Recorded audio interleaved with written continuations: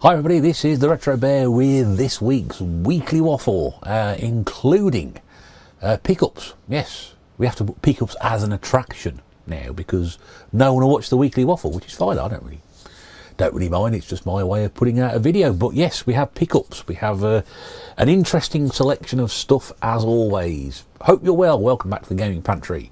And yeah, you'll notice I'm wearing my Crash Live t-shirt.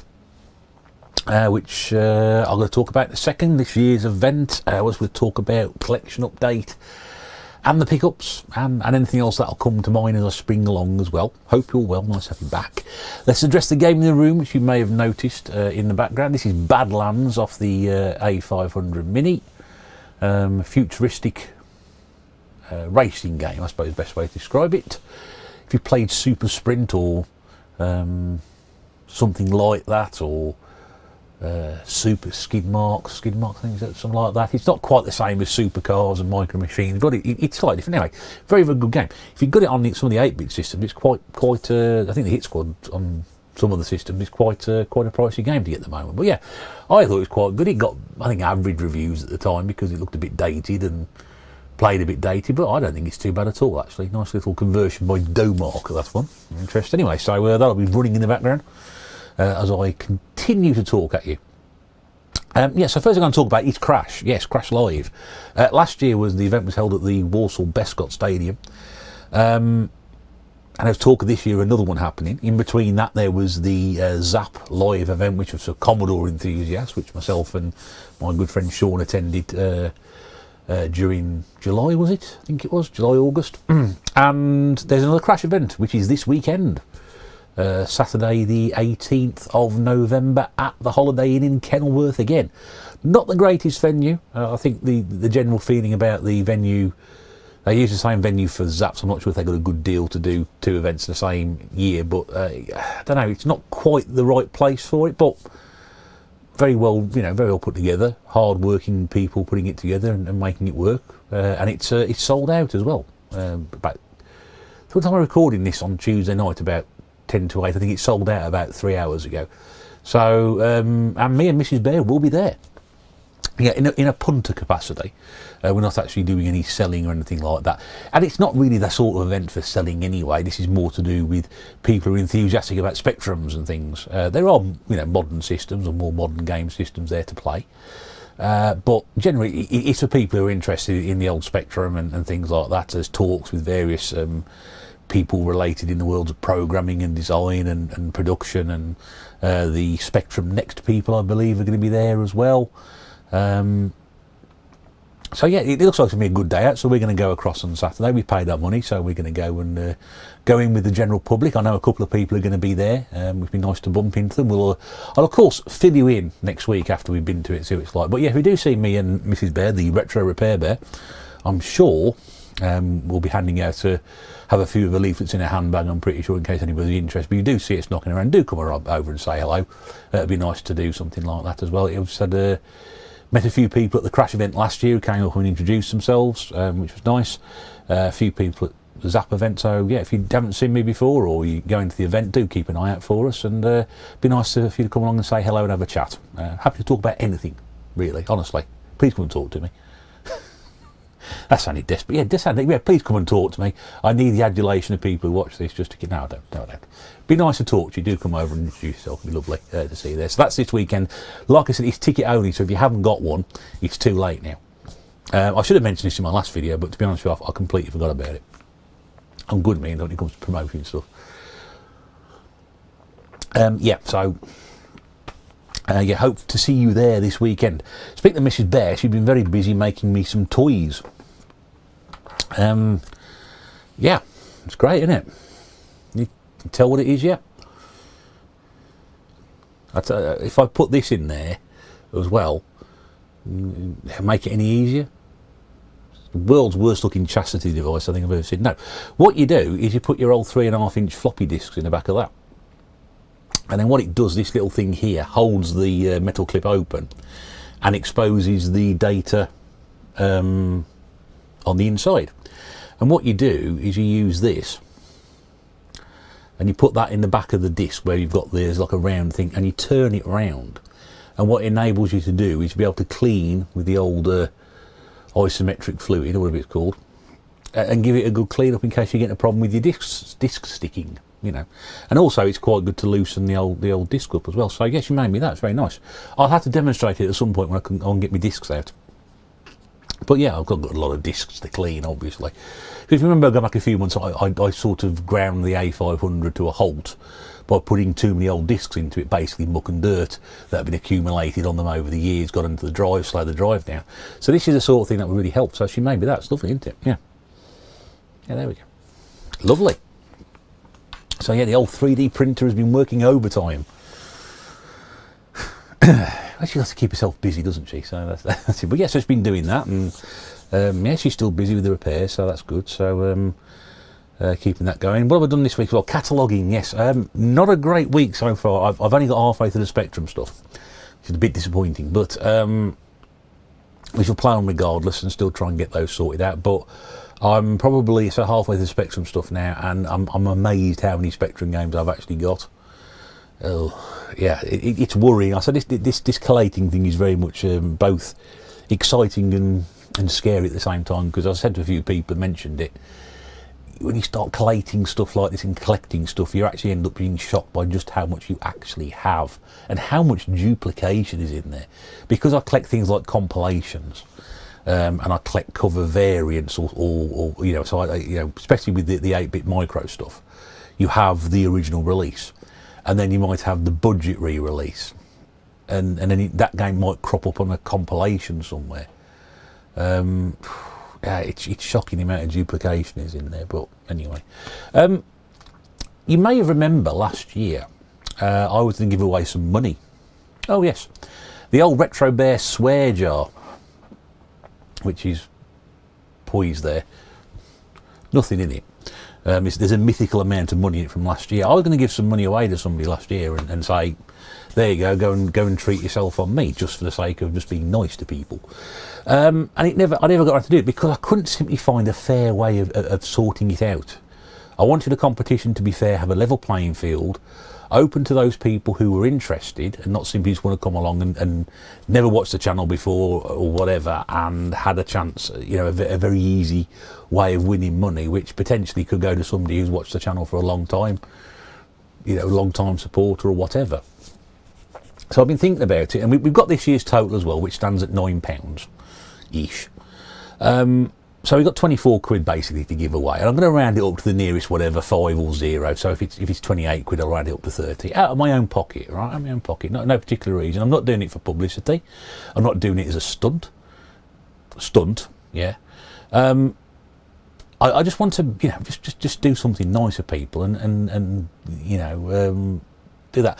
But I found an idea. I won't tell you what it is because I'm going to hold off until I get to that point where I'm going to do it and announce it. But I think I found the right way to give it away, which will make it fair for everybody, and nobody would have an unfair advantage. So you wouldn't have had to watch me from the word go, and something I might have mentioned in the video 4 years to go and go through it all to find it. And I think it's a fair way. So I will reveal more about that closer to the time, but it will be before the end of the year.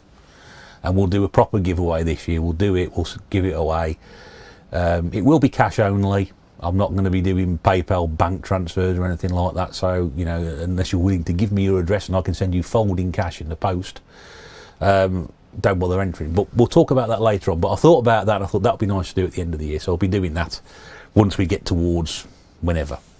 You'll know about it. I'll do a video about it. But I think it'll be a nice way to finish the year off. So, yeah, and that's about it really. I haven't done anything else. That's the weekly waffle out of the way. So those of you who want to watch the pickups now can come safely back into the room from behind the sofa. Yeah, I'm not going to talk about Doctor Who this week or anything like that. Right, so I've come across, or I've found, this.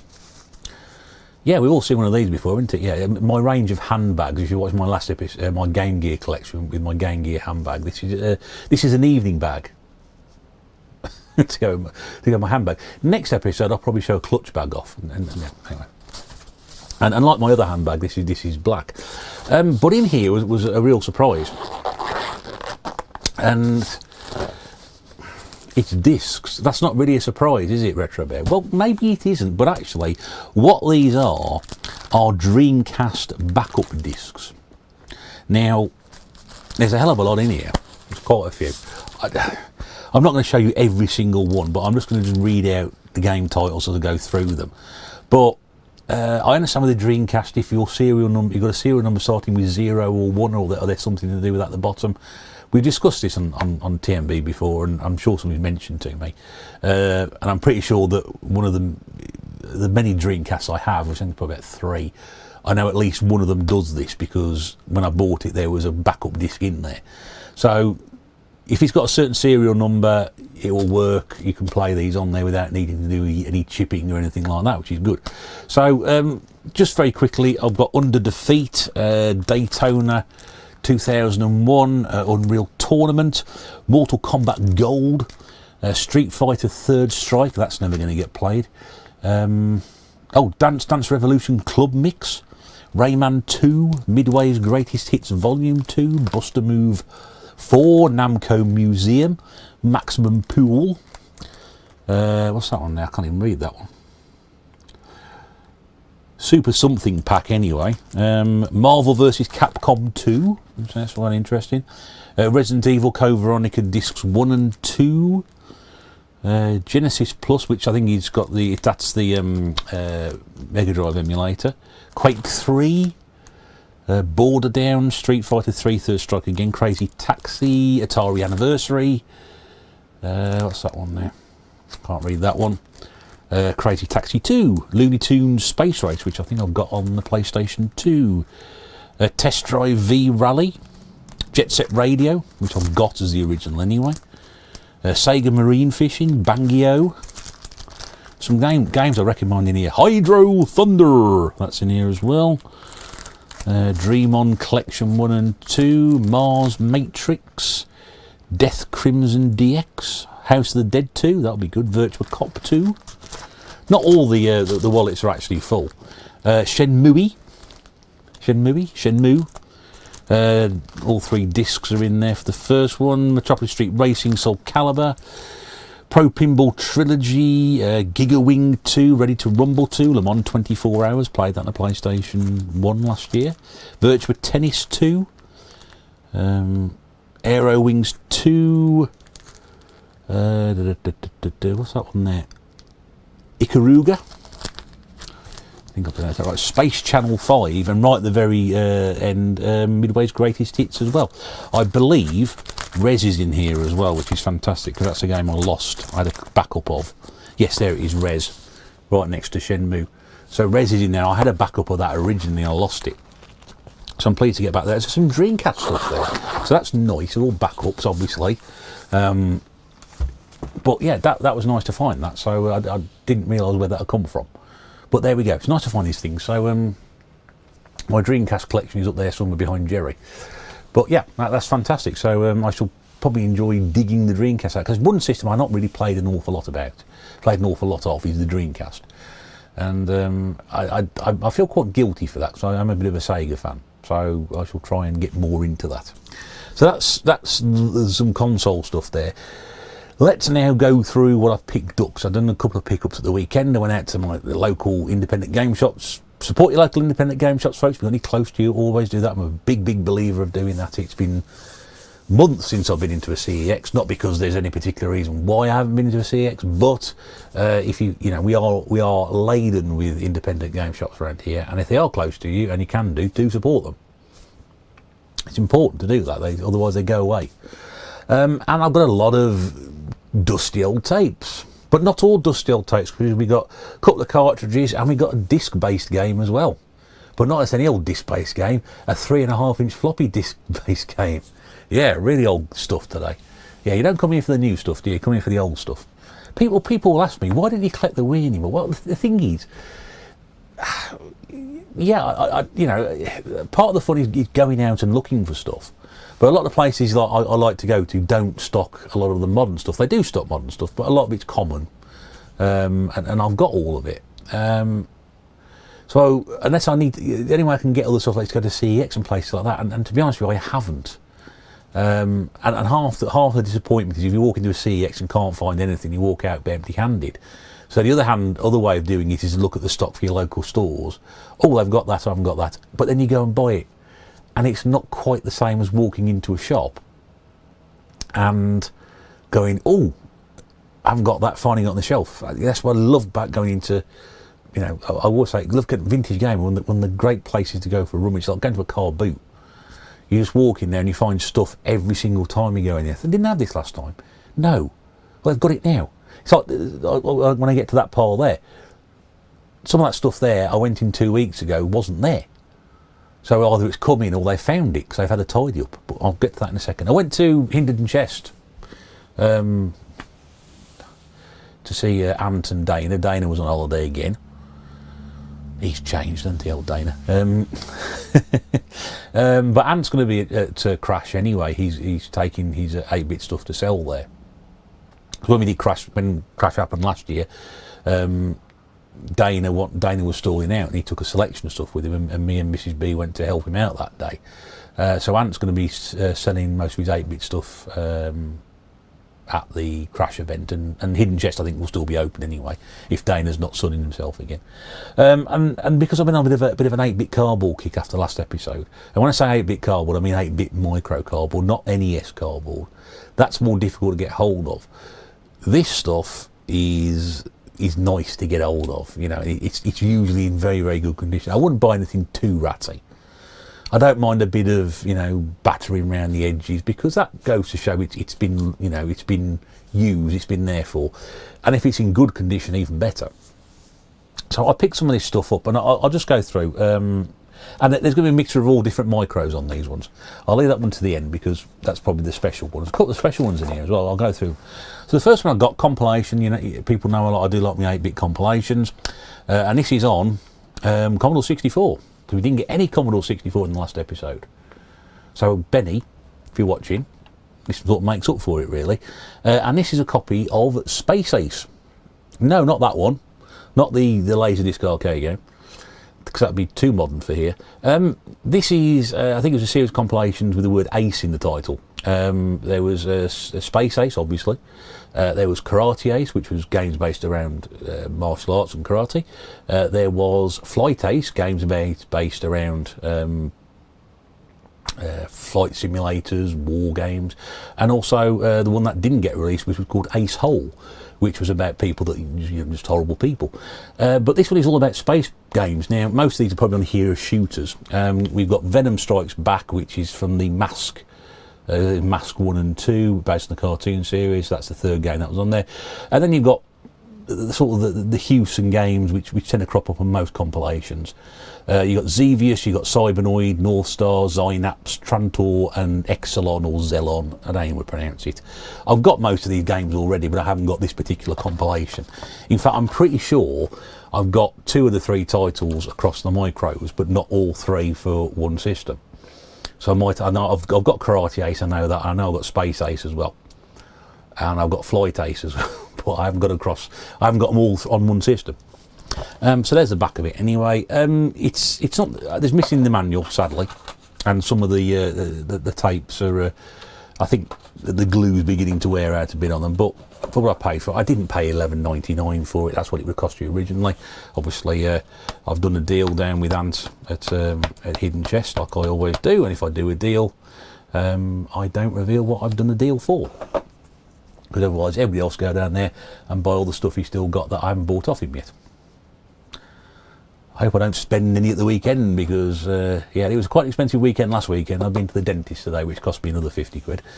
So anyway, moving swiftly on, let's pick up another game here, which is a game I know absolutely zip about, which is why I enjoy doing this, because I just looked at the box and I thought, oh, that's really, really nice, that.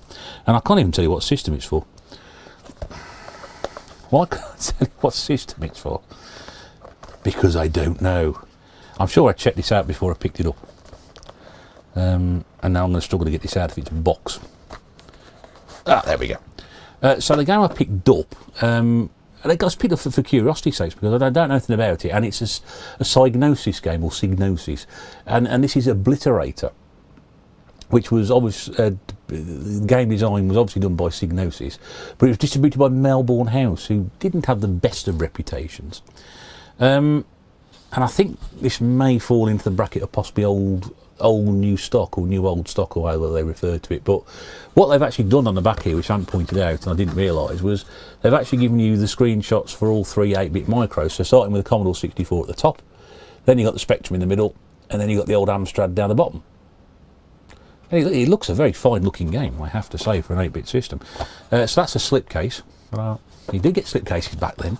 And then you've got Melbourne House box, which advertises some of their weird and wonderful games that they did. So disasters like Double Dragon, but you know, decent games like Xenon down the bottom. That wasn't too bad. I've never played Pteropods. ARG was pretty awful. Road Wars was pretty awful. War of Middle Earth, I think it's a Lord of the Rings game. It's a real mixed bag they used to get involved in. But yeah, I can't remember what system this is on now.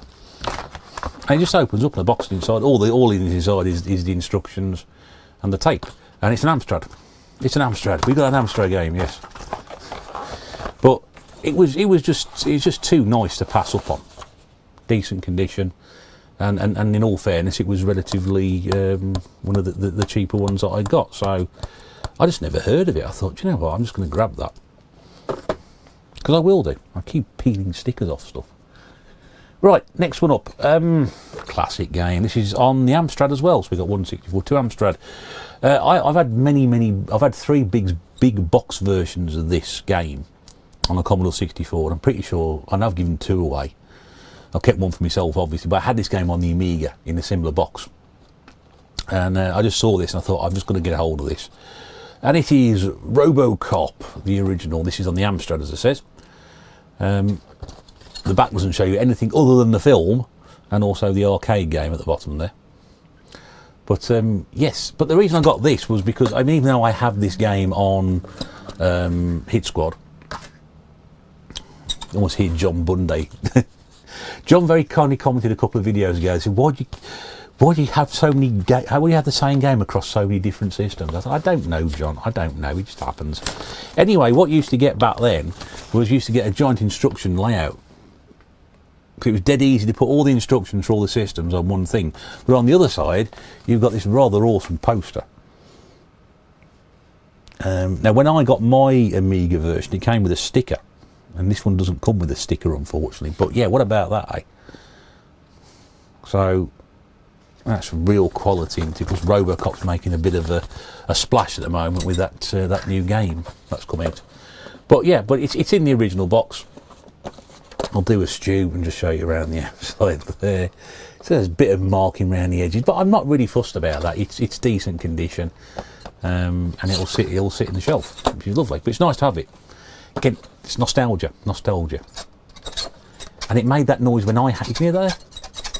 Yeah, it made that noise when I had it on the Amiga. Why does it make a noise like that? I've got no idea. Now this one weighs an absolute ton, and I'm not sure why. Well, I do know why. I can tell you why. They've had this for a while in there. I've got this on the Commodore 64. Got it last year from one of the markets. And I thought, well, I'm not going to pass up this one. We talked about Domark earlier. We talked about Badlands. Well, he's actually on this actually on here. And this is, again, on, I think, the Amstrad. Yes, on the Amstrad. This is TNT2. Because it obviously implies there's TNT1, which there is. I don't think I've got. But this has got Hydra Thunder, not Hydro Thunder. There's 2 different games. Hydra Thunder actually played in the arcade. Can you believe that? I can't remember myself, one of the very few games I can remember playing, Hydra Thunder. You've got Badlands, as we said. You've got Skull and Crossbones, which is a side-scrolling pirate beat-em-up. Yeah. We've got Stun Runner, which is obviously going to run fantastically on the Amstrad. And Escape from the Planet of the Robot Monsters, which is one of those games which appears about 85 times in my collection for some reason. Now, I'm not sure why it's so bloody heavy, but we've actually got 6 tapes in here. Now, why are there 6 tapes in here and 5 games? Well, that's because poor old Hydra Thunder actually comes on 2 tapes. I've never seen that before. 2 tapes of 1 game, but yeah. One, I don't know why it is, part 1 and part 2. But the reason it's so heavy is this manual is like an absolute ton. I mean, it's not, there's a bit of damage on the manual, but it's an absolute beast. And it actually weighs the entire box. Then you chuck in 6 tapes, and it's made of cardboard. I mean, it's not been made of lead, hadn't it? It must have been made of lead. And I've dropped that box on the floor. I'll pick it up from down this. Bear with me a second. Yeah, so, but that again, that's been in hidden chest for a while, and I did want to get hold of it, so I made the effort this time to get it before it went somewhere else. Yeah, so, but another compilation in the collection ticked off, which is nice. And then finally, no, not finally, 2 to go. That was on, so it got Amstrad, Commodore 64. This one's also on the Amstrad. And another compilation, and this is World Cup Year 1990 compilation, which contains Kickoff, Tracksuit Manager, and Gary Lineker's Hot Shot.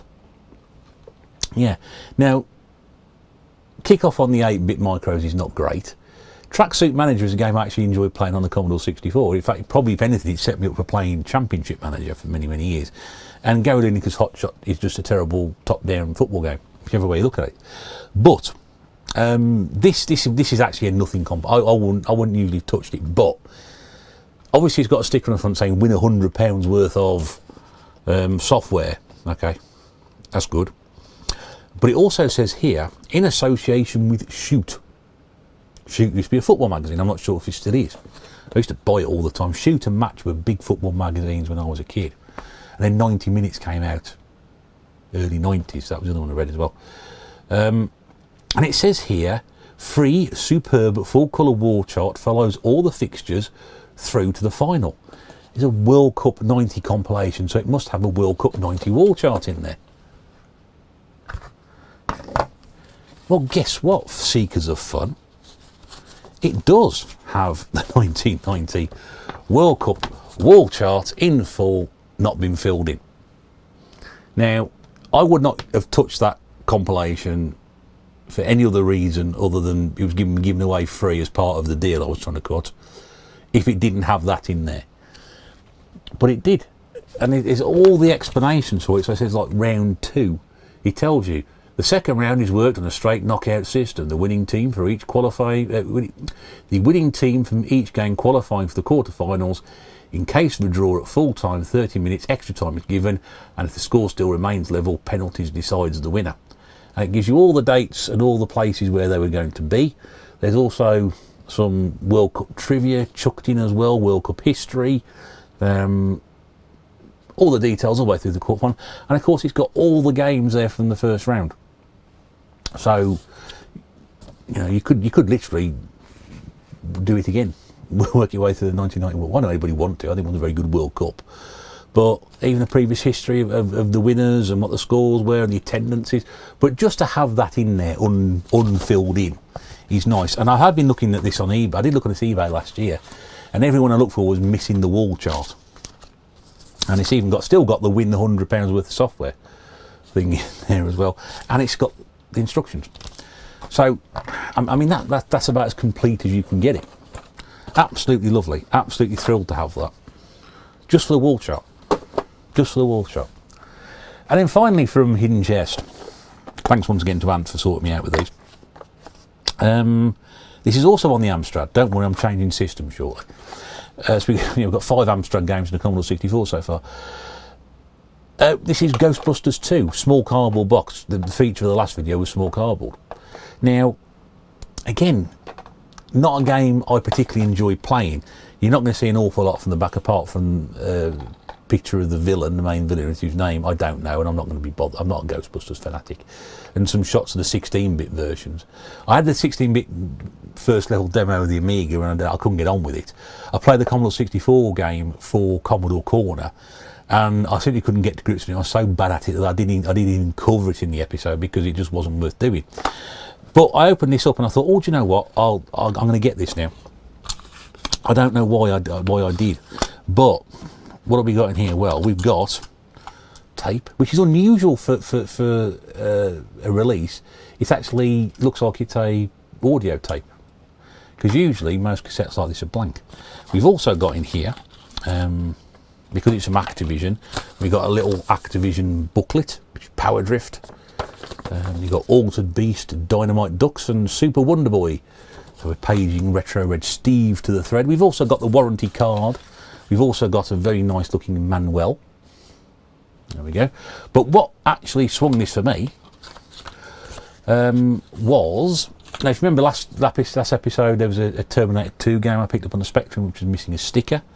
It actually has it actually has got the Activision Ghostbusters badge in it as well. It does actually, you won't be able to see that, it does actually say Activision under it, so it's not just a Ghostbusters 2 badge which someone has found and put in there, it's the actual one that came with it. Just to have that there, so that is literally complete, so I'll get a nice little bag to stick all that stuff in there and protect it a bit more. But yeah, so just finding all these things complete, like having the Robocop game with the instructions and the poster, having the World Cup wall chart and the compilation, and now having the badge in with that. Yeah, just great, all complete. So yeah, so that was from Ant over at Hidden Chest, lovely little selection there, 5 Amstrads and a Commodore 64. And he did me a very nice deal on that. Also including that that price he did me for was he did for me, not did me for. That's the other way around, isn't it? Mrs. Bear occasionally buys games to test on consoles when she's repairing them or whatever, and she bought a copy of Goal on the NES because she keeps texting me at work saying, "What's your lowest value game? Can I use it for testing?" And of course, obviously, the answer that most people will be sitting there coming up with is saying all of them. But then I have to sort of sit there and think, hang on a second, what can she use that I can get replaced quite easily? Because she made a mistake, didn't she? If you remember earlier on this year, she borrowed my copy of Steg the Slug on the Amstrad, and she broke it, the tape snapped in it, and it cost her 15 quid because that's how much it cost to replace it. She thought it was just a throwaway title for a couple of quid. No, it was a 15 quid game. And she actually went and bought one off eBay for me to replace it. So when we're out and about now, I say, do you need any loose cartridges or loose discs or cheap titles or whatever for testing? And I think she's pretty much got one for every system now. She's actually got a Sega Saturn Japanese game. I haven't got a Sega Saturn Japanese game because I haven't got a Sega Saturn Japanese console. So she's actually got one more than me. Anyway, so we went down to Vintage Gamer, because we were just passing by there, which is usually my excuse, saying, well, we're going to go past there on the way home anyway, aren't we? So Mrs. Bear took up her usual position, which is a carrier and holder of stuff. But also she has a very keen eye, because she'll go, have you got that? Have you played that? Have you seen that? Oh, there's that up there. She's quite good. She spots stuff that I don't see. In fact, I'm pretty sure a couple of these games here she spotted that I didn't. So it's very useful to have her there. I know she doesn't like going there because it's not her thing, she tends to, like when I used to go with John and Nikki. Nikki used to sit down and just sort of play on her phone, and she'd take an interest in what we were doing, while me and John were rummaging through stuff. But she just sort of sit there and we pile up stuff next to her and say, just put that there, just do that. Same with Claire. She follows me around and says, hey, hold that. So she's come around and then she'll go and sit down on the chair, and I'm sort of walking around seeing anything else, and I'll take everything over to the counter. So that's how it works. Anyway, she picked up a cartridge for testing, and she picked up a copy of Venture on the ColecoVision, which also means she's now got one more ColecoVision game than me, because I haven't got a ColecoVision. Yeah, but she wanted one for testing with, so she just said, I'll just have that. So we found a pile of ColecoVision cartridges in the back. So yeah, so that's hers. She's taken the NES one, but she didn't take that one, so I'm going to give that back to her afterwards. So the rest of the game I've got, yes, so we'll hold off the 8-bit cardboard until the end, because we'll do something different for a change. Master System. Yes, Master System. Another one. And I must say a big thank you to the lads there, because I saw this, actually I didn't see it, Mrs. Bear saw it. And she said, have you got, she looked at the Master System game, she goes, have you been through those? I said, well, no. I said, I've got them all. She said, what do you mean you've got them all? I said, well, I come in a lot, and I know that they don't put the good ones at the back, because they double stack their games. You've been in there, they got Master System and then another row of Master System behind it, so you have to sort of like pull them down and have a look, see what's behind there. So they don't put the good stuff at the back, they'll put the new stuff on the front of the display, I presume, anyway. Seemed to work. And then I looked, a corner of my eye, I thought, hang on a second, I haven't seen that one before. eating my own words at the same time. And I pulled it off the shelf, and people who know my Master System collection needs a manual, needs a good condition cartridge, needs a box in good condition, and the hang tab. If it's got the Sega sticker on, it's bonus. But this was a bad box, and I was like, oh. So I said, well, you know, would you lads mind swapping this out for a decent box? And I said, yeah, no problem at all. So they swapped me the box. No Sega sticker on this one, which is unusual, which is sad, because the box, that even though it was a bad box, had got a Sega sticker on the side. But I should have asked them to peel it off and stick it on there anyway. So what we got, and I didn't even know this game came out on the Master System. I knew the first one did, but I didn't know this one did. So we got a copy of Speedball 2.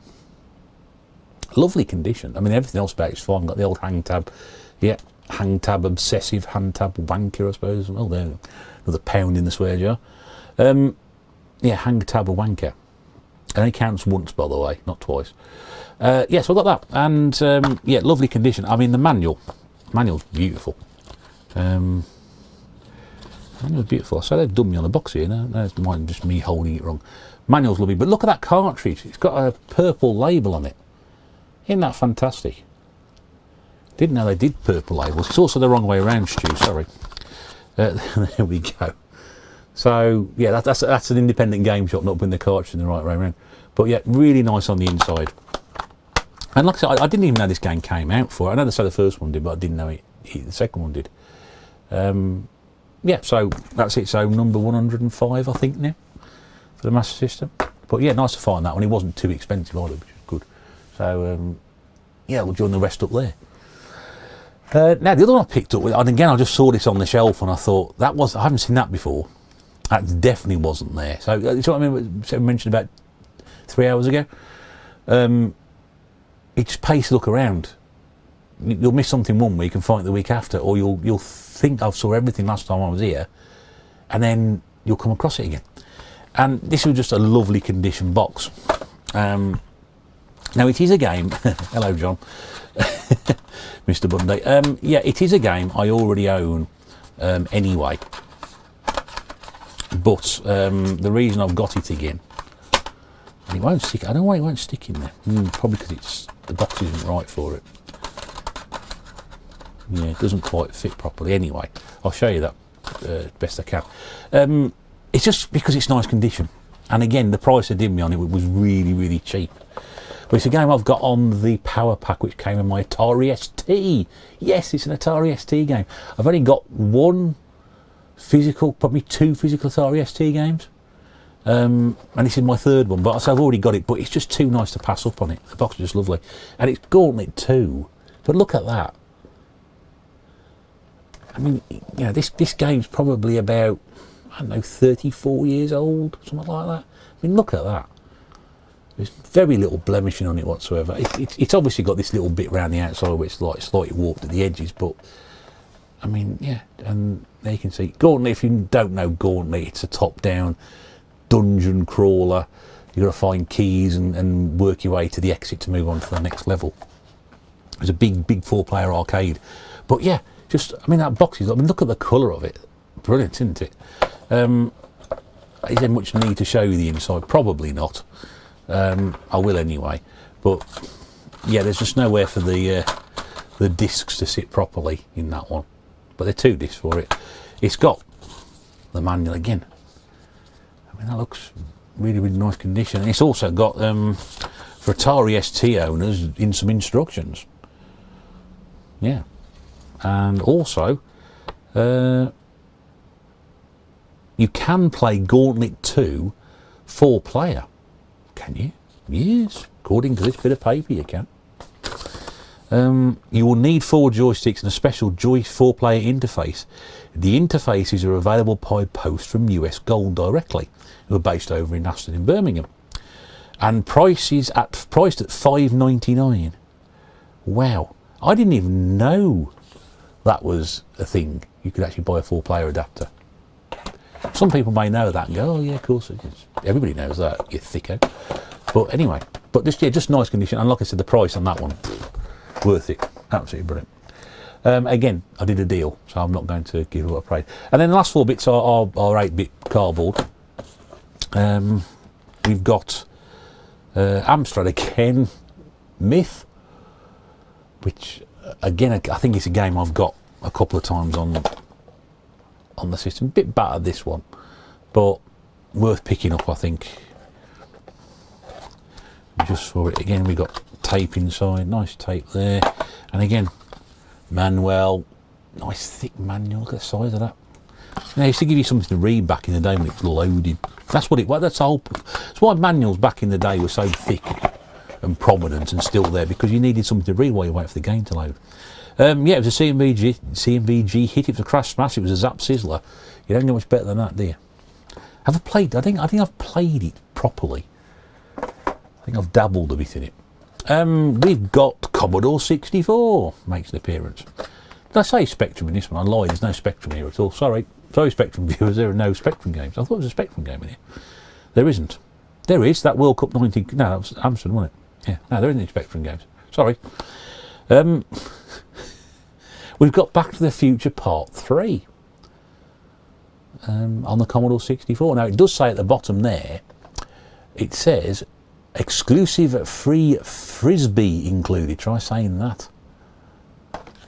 Well, there's no Frisbee, sadly. I mean, I'm going to get a Frisbee in that. World's smallest Frisbee. That would have been good if you could find it, because that would definitely mean an awful lot. Again, it looks like it's just 16-bit shots at the bottom. The 16-bit game, I'm not sure whether it relates to the 8-bit game as well. 16-bit game's quite brutal, the first level. I played it once and that was it. But yeah, Back to the Future 3. And it loads on both sides. So you've got the boot side and then you've got the game side as well. So you load at one side. Again, some light reading material while it's loading. But yeah, just nice to find that one. I think I got Back to the Future 2 for the Commodore 64 anyway. So now I've got Back to the Future 3. But again, that was on the shelf. I didn't see it last time I was in there. This one I did see and left behind, but I think because I've already got it on Kick's label, I didn't really need it, but it's the cardboard box edition, so I thought I'd grab it. And this is a platform game, Creatures. There's also a sequel to it as well from Thalamus Games. Had a reputation for producing very high quality graphic games. And it was empty a free Fuzzy Wuzzy in this one, which I'm guessing is those little things that used to have little feet on them with a little label at the end of them. I'm sure some people might know what I'm talking about. Not much to show you inside this one, just a black tape, and some instructions. Obviously a quick loader, because there's not much to read on that one. Quick loader, Commodore 64 now. Zap Gold medal winner, this one as well. But yeah, I did leave that one behind last time, so I thought, well, I'm on a small cardboard box kick at the moment, I'll pick that up. And then finally a game I thought was only available in cardboard. Well, I recognised the colour of the label. I thought, ooh. So I thought, anyway, it's cardboard. So I've got a couple of the small cardboard boxes for it. And I've got the big cardboard box, you can just see it there, of Line of Fire for the Amiga. And I recognised it. I thought, but it's in a jewel case. I don't remember this game coming out in jewel case. I thought it was small cardboard. I could be wrong. And this is Commodore 64 again to finish off with. But I didn't know it was like that. But we got eSWAT. It's not a great game, but it's a jewel case. I was quite surprised at that, because I thought all these orange Sega US Gold conversion variants were all in boxes rather than jewel case, but it's a jewel case. It's not quite a jewel case with the spindles in the back. It's just a straightforward one. It's sadly missing the instructions, but the tape is in there anyway. So it's like quite a short tape, that one. Something quite no, it's not actually. But yeah, have I got eSWAT? You know, I've got it on the Amiga, because I think that's in the Amiga cupboard, but I haven't got it on 8-bit, I don't think. Are those 8-bit graphics on the back? We've got the Amstrad version, the Atari ST, the Amiga and the Amstrad version, so no Commodore 64 shots, which obviously means it's an absolute stinker. I think it's a stinker anyway. But yeah, just to have that, because it's in the case, which is very unusual. Yeah, so that's it. There we go. That's all the stuff I've managed to pick up over the weekend, spending my money again. Yeah, again, I said last time, I'm not sure there'll be another pickups video. I don't know, there might be another pickups video before Christmas. I'm trying not to. There are a few things at the moment which are worrying me, so which I may need to outlay for, like the dentist. Yeah, go and have my teeth cleaned for me. Oh, that's that's a bit of an indictment, you know. Go to the dent, you know, you clean your teeth regularly, like I clean my teeth regularly, twice a day. And you go to the dentist and they say to check your teeth and they, oh yeah, everything's okay. I'm just going to clean your teeth for you. Oh, okay. Except they've got some sort of like industrial strength drill or cleaning thing that they go, and you know, end up coming out feeling as if someone's been punching me in the mouth for 5 minutes straight. Still, at my age, no fillings.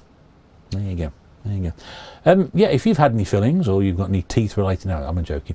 If you've enjoyed that, please do stick a comment below. Have you played in those games? You know about them at all? Are you surprised to see things like that in decent condition? Any memories? Are you going to crash this weekend? Have you played Badlands at all? Are you keen to know what the competition may be at the end of the year? Have you watched this all the way through? Do you really care? Whatever, just stick it in below. I like the interaction, it's good fun. And if you haven't done before, you know what to do. It's there for your consideration. In the meantime, I'll be back again very, very soon with another video. Thanks for coming into the pantry once more. We'll see you again soon. Take care. Bye for now.